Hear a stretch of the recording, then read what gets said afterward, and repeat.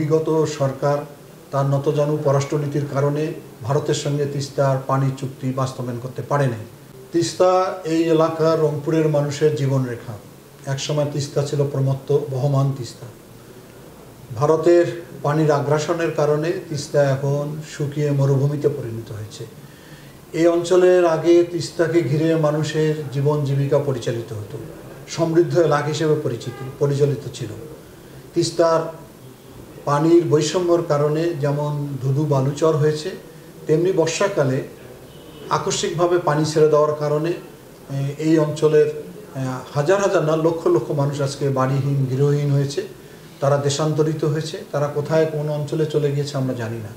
দীর্ঘদিন যাবৎ এই তিস্তা পাড়ের 2 কোটি মানুষ তিস্তার পানির ন্যায্য দাবি আন্দোলন করেছে, কিন্তু বিগত সরকার তার নতজানু পররাষ্ট্রনীতির কারণে ভারতের সঙ্গে তিস্তার পানির চুক্তি বাস্তবায়ন করতে পারেনি। সাম্প্রতিক সময় আমরা মনে করি একটু মুক্ত বাংলাদেশ, এখন কথা বলার অধিকার অর্জন হয়েছে। আমরা তিস্তা পাড়ের 2 কোটি মানুষকে তিস্তা নদীর রক্ষার আন্দোলনে ডাক দিয়েছি। এই ডাকে তারা ব্যাপকভাবে সাড়া দিয়েছে। আপনারা দেখেছেন যে 17 এবং 18 ফেব্রুয়ারি 48 ঘন্টা তিস্তা পাড়ের 11টি স্থানে লক্ষ লক্ষ মানুষ জমায়েত হয়েছে। এখানে তারা গগনবিদারী স্লোগান দিয়েছে। তিস্তাকে তারা তাদের পানির ন্যায্য দাবি চায়, তিস্তা মহাপরিকল্পনা বাস্তবায়ন করতে চায়। মহাপরিকল্পনার কথাটা এভাবে এসেছে, তিস্তা আমাদের বন্ধুপ্রতিম রাষ্ট্র চীন একটি সমীক্ষা করেছে 2016 সালে।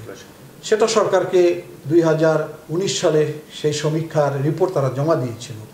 সেখানে তারা বলেছিল যে তিস্তা নদী খনন করবে, 2 পার বেঁধে দিবে এবং তিস্তাতে স্যাটেলাইট শহর করবে, হাউজিং করবে এবং এখানে ইকোনমিক্যাল জোন করবে, পর্যটন নগরী করবে, তিস্তা মানুষের জীবন জীবিকার পরিবর্তন করবে। এটাই আমাদের এখন দাবি। সেই দাবি আমরা মনে করি এই প্রকল্প যদি বাস্তবায়ন হয় তাহলে এই অঞ্চলের মানুষের, ভাগ্যহত মানুষের কর্মসংস্থান সৃষ্টি হবে, হারিয়ে যাওয়া ঐতিহ্য ফিরে আসবে, কৃষকরা তার জমি ফেরত পাবে, কৃষি উৎপাদন বাড়বে এবং বাংলাদেশের শস্য ভাণ্ডারে এই অঞ্চল থেকে প্রচুর খাদ্যের যোগান দেওয়া সম্ভব হবে। আমি মনে করি এই একটা পরিকল্পনার মাধ্যমে রংপুরের সার্বিক উন্নয়ন সংগঠিত হওয়া সম্ভব। সেজন্য তিস্তা পাড়ের এই আন্দোলনে আপামর জনসাধারণ আমাদের সঙ্গে একীভূত হয়েছে।